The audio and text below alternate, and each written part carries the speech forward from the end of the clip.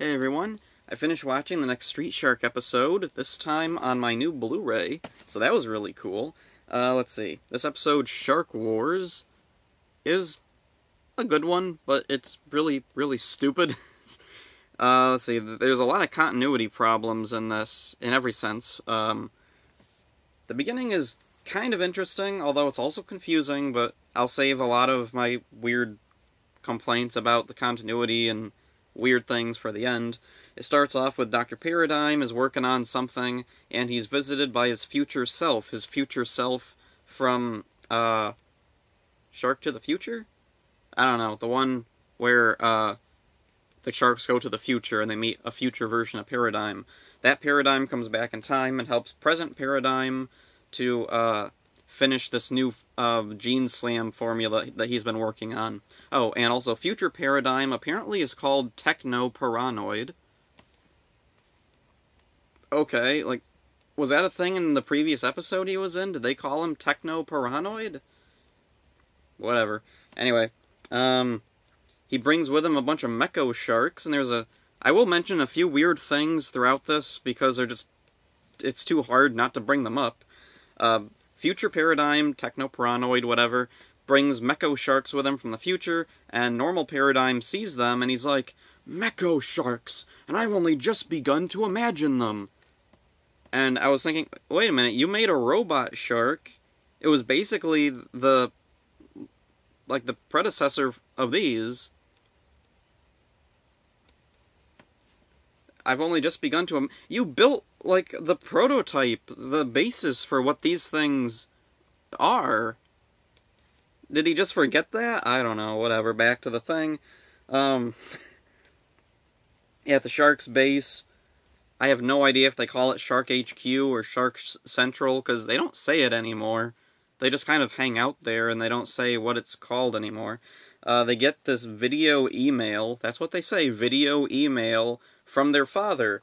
He's a big green glitchy mess on the screen. I don't know why they're hiding him. And it's also weird because, you know, I'm just going to completely ditch talking about the weird stuff at the end. I'm going to talk about it right now. Why doesn't his father make himself known to them? Why doesn't he tell them over the video email? Why do the sharks not really react, like, all that amazed when he finally talks to them face-to-face, relatively face-to-face compared to his previous interactions, whatever. Anyway, he tells the sharks that there's been a disturbance in the time-space continuum, because he can detect that, I guess. Again, I'm gonna be doing that a lot. There's a lot of weirdness in this episode. The sharks are confused, they don't know what's going on. And then there's a really, like, specific callback to a specific episode. I think the one about the future. In the future, they met Benz's descendant, Benzini, and he mentions how Benz was immune to the Gene Slam virus. So back in the present, the sharks take a DNA sample from Benz to give to their father to analyze and figure out what makes Benz immune. And they have a callback to that here, which is interesting, considering earlier they completely seemed to forget that Paradigm made robot sharks before, whatever, back to this. Then the thing cuts out, and the sharks can't get the call back. Okay, whatever. Oh, and also, their father's voice sounds really different. Like, he sounds a lot more like a normal person now. In the first episode, which I also just watched, thanks to the Blu-ray, he has a bit of a deeper voice here. Like, I think it might be the same voice actor, but I think speaking with more just his normal voice. And it's also different from all the times we've actually heard Bolton speak before. Or, well, he doesn't really speak, he just... We just hear grumbling noises. I guess he does talk, because the underground mutants that were in 2 previous episodes, they both mention that Bolton talked to them, and they speak perfect English. So, I don't know, maybe Bolton's learning slowly how to communicate vocally? Maybe that's the idea here? Whatever. Again, back to this thing. let's see, back to Paradigm. Present Paradigm's working with Future Paradigm, and he's starting to not like himself. He doesn't like himself from the future. Himself from the future is a smug, arrogant jerk who's totally demeaning and belittling the present Paradigm, which is kind of funny. Like, it reminds me of in Futurama, when characters would meet, like, doubles of themselves, either from, like, another dimension, or, like, twins, or, like, from the future, or past, or whatever, they usually don't like each other. Oh, and also Little Bush did the same thing, where Little Bush and his friends go back in time, and they beat up their little kids' selves. And then Dick Cheney makes a little singing band with himself. That was a funny cartoon. Anyway, back to Street Sharks. Future Paradigm is planning to take over the city with his Mecho Sharks, and he completely leaves Present him out of the equation. He, like, gives him a really dumb, demeaning job. And Present Paradigm is getting really upset about this, and it's built up so much that I thought for sure the episode would end with, like, Present Paradigm betraying Future Paradigm, which would lead to Future Paradigm's failure in the episode, but nope, that never goes anywhere. Let's see. Okay. The Sharks are walking through the city, and suddenly the city is, like, just immediately decimated, and then there's a million Mecho Sharks attacking the Street Sharks, so they start fighting with the Street Sharks, and there's this one bit that will be important later. Slamoo punches one, and it, like, just collapses in a heap. Let's see, there's other ones that go out seemingly easily, which, again, will come up later. While they're fighting, Jab suddenly has his jetpack on. He doesn't use it in the fight. Like, he knocks out a couple of the Mecho Sharks, then he blasts up in the air. Yeah, man! And then we see why he had the jetpack suddenly. One of the Mecho Sharks shoots out one of the rockets, and then, so Jab's falling. Oh, no! And then suddenly Manta-Man swoops in and saves him. Okay, so that's why Jab got the jetpack, just so that Manta-Man could have a dramatic entrance, I guess. Why is Manta-Man there? I don't know. Do the Sharks ask him any questions about, hey man, glad to have you here. Did he ever get an introduction in this episode? No. Like, what if this was someone's first episode? They'd have no idea who all these weirdos are. Anyway. I'm saying anyway a lot again. Let's see. Oh yeah. Here's the weirdest thing. Let's see. These two Mecho Sharks corner Ripster. Ripster picks up a car and just smashes the both of them. And then they get up and they're fine. So that made me wonder, are they like the Borg or something? Where, like, they adapt to, like, whatever the defensive capabilities of their opponents are? Because Slamoo earlier, like, just gingerly knocked one in the back of the head and it collapsed. And other ones went out pretty easy. Jab, like, just punches them, knocks them together, and they do just fine. But now, suddenly, they're too strong. And then it gets really weird. Yeah, now it gets weird. The Sharks, like, all just kind of, they group together, and they just casually walk down the sidewalk while the Mecho Sharks are still shooting at them. And they're like, stop that.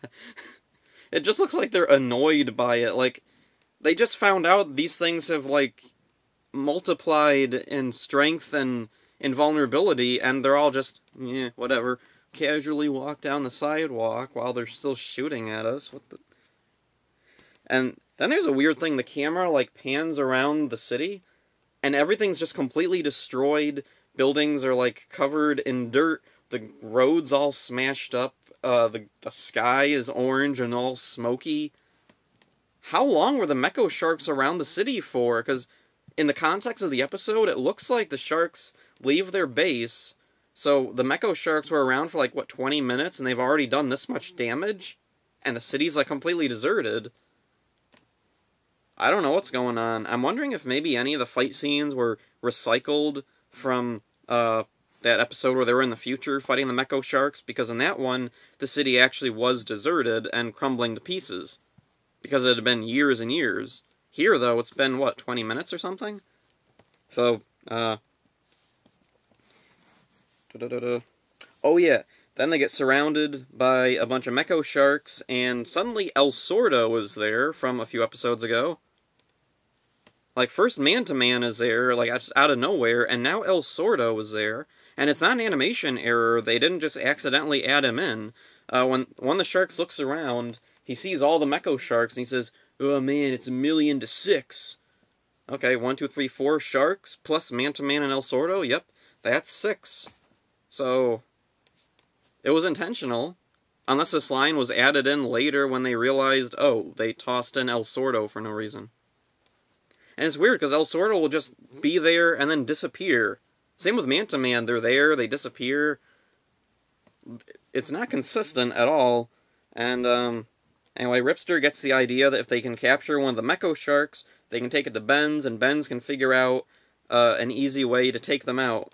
So then they capture one, and then Ripster suddenly has this little communicator watch that he calls Ben's on. Where did that come from? It's nowhere in the rest of the episode. It's nowhere in the rest of, like, the whole series. Oh, and also, the little watch thing reminded me of their father's watch that Paradigm took. Remember when that was kind of a big plot point? Anyway, back to this thing. Benz comes in with his jet, picks up the Meko Shark that they captured, and for some reason Man-to-Man tags along with him. Sure, why not? And then El Sordo disappears. Oh yeah, the sharks are, let's see. They dive underground, they go over here, El Sordo disappears, then they pop up, and El Sordo's suddenly there. And they don't notice that Jab gets captured by some of the Meko Sharks and dragged away. So anyway, the sharks pop up, and they're looking around. Oh no, where's Jab? I don't know, where'd Jab go? And, like, El Sordo's there, and then he's not there, and all I could think was, when they're wondering where Jab went, I was like, how do you know that he's really, like, in danger? How do you know he's not just disappeared because of an animation continuity error? Anyway, Future Paradigm injects, he sprays Jab with a new loyalty serum, and then orders him to lead the Meko Sharks to the Shark's base. Oh, and Jab suddenly gets his jetpack back again. Magically reappearing jetpack. Back at the base, Benz figures out the Meko Shark's weak point is their joints. Which is definitely what Slamu punched that one time that made him just collapse. Oh, and even after this, there's one part they just smash a few against the wall and they fall apart. Is the back of their head a joint? Whatever. I don't know, maybe some of the Meko Sharks are just defective and you don't need to attack their joints. Oh, and then there's a really weird part. The sharks all suit up in this really stupid-looking armor. Like, I think maybe they were trying to go for a Road Warrior type of thing, but it just looks silly. It's all mismatched colors. It doesn't cover much of their bodies. Some of it's just... ugh. I think it was in there because of the toys. Like, I think there was a line of Street Shark toys where they had this goofy armor, and they just had to stick it in the show somewhere. Let's see. Oh, my notes jumped around here. Where are they? Okay, there it is. Man-to-Man is flying over the city. He sees Jab, who's been... Jab... Man-to-Man can tell there's something wrong with Jab, so he goes back to the sharks, and he says, he's been seviated, which is a new thing.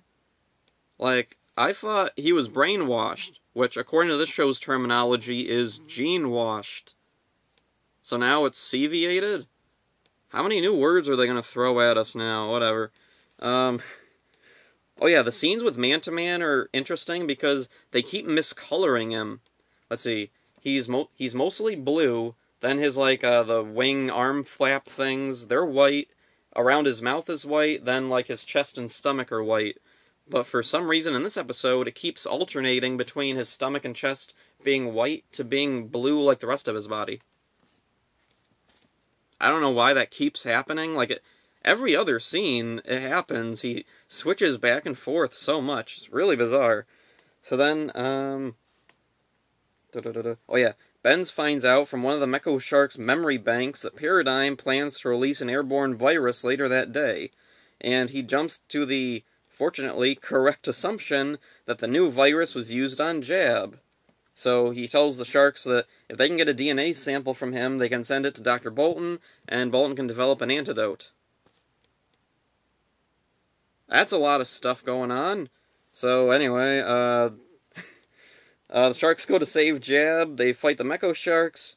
One of the Mecho Sharks shoots Ripster in the stomach. Pew! And it doesn't hurt him because of his armor, which he doesn't have on his stomach. Whatever. Oh yeah, there's a really weird part. Streaks in the fight, he pulls up this sign for Fission State University Homecoming and throws it at some of the Mecho Sharks. And there's a weird thing, the camera like zooms in on the sign and holds on it so we can read it. I don't know why. Was it important that we know about the Fission State University Homecoming? I think the date was on there too. I think maybe it was supposed to show that it was getting close to New Year's or something? Because that was a plot point that, in the future, Benzini tells the Sharks that the original Paradigm releases a airborne virus on New Year's Day or New Year's Eve. So maybe that was the idea, but I don't remember if it said New Year's or not. It's still a weird thing. It zooms in on just this random sign like it's relevant.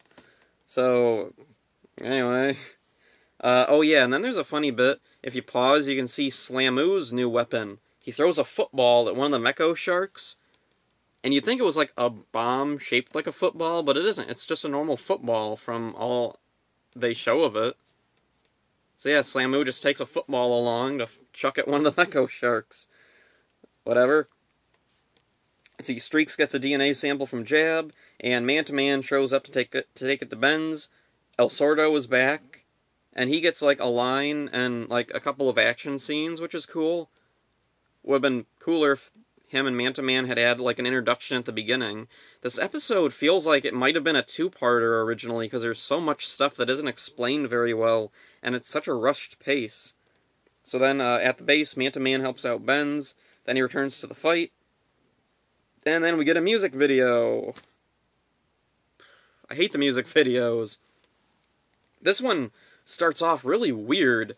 The music video starts, and for some reason, they have future Paradigm Technoparanoid lip-syncing to the music. That's bizarre. In some of the other music videos, there are scenes where the characters are, like, moving their mouths, and it sometimes kinda looks like they were trying to sync it up with the music, but they just kinda did it half-heartedly. Here, like, I'm pretty sure they were really trying to make it look like Paradigm is the one singing.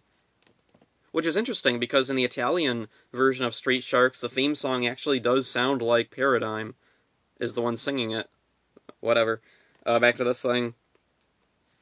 The song summarizes the plot so far. Like, and even though the plot is very confusing, the song, like, just kind of oversimplifies it and tells us a bunch of stuff that we already know. It'd be nice if it, like, I don't know, summarized stuff we didn't see in this episode, like, I don't know, Man-to-Man and El Sordo, or the whole thing about the future and where Technoparanoid came from. That would have all been useful information from the song, a lot more than just telling us about the episode that we're in the middle of watching, and it's interrupting. Whatever. Technoparanoid orders Jab to spray the mutating chemicals at his brothers, but then Jab manages to break his control, and he destroys the chemical dispenser, which is a thing suddenly. Okay. And then Technoparanoid disappears, and the Mecho Sharks disappear because the future has been saved. Alright.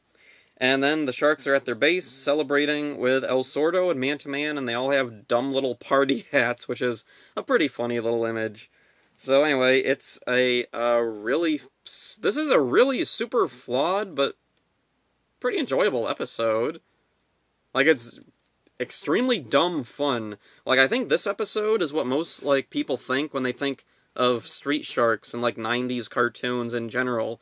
They think really cheesy, kind of sloppily put together, a lot of dumb action, silly moments, cool moments.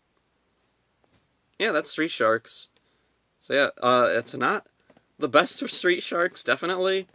Like, I think it kind of hit its peak in its premiere, unfortunately.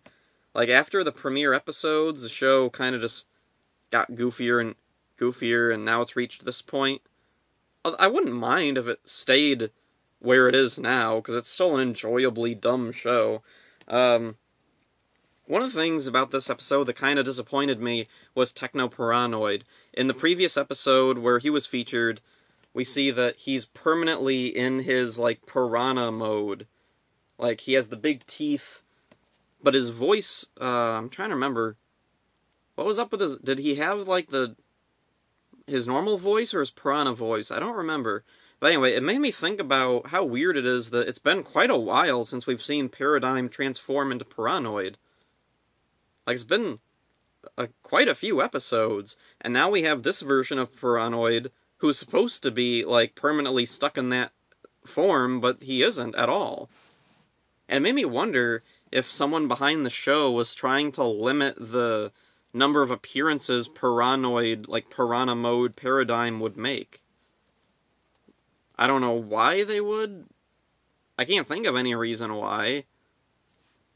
I don't know, maybe they wanted to make it, like, so that it doesn't happen as often, so that when it does happen, it's an indicator that there's something, like, really big going down, maybe?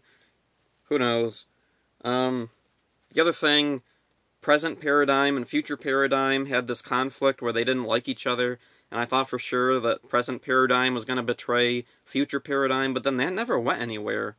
It was just a plot point that didn't go anywhere. It was really lame. Like, I really wish this had been a two-parter, so they could have expanded a bit more on things like that, and also maybe give Mantaman and El Sordo more of an introduction and more to do, because as it is, they just kind of, they're there, they're gone, they're here, they're gone. Sometimes they have a scene, sometimes they have a line or two, and then they disappear again. It's really annoying. And the other weird thing is, like, there's no character progression for either of them. This episode didn't need them.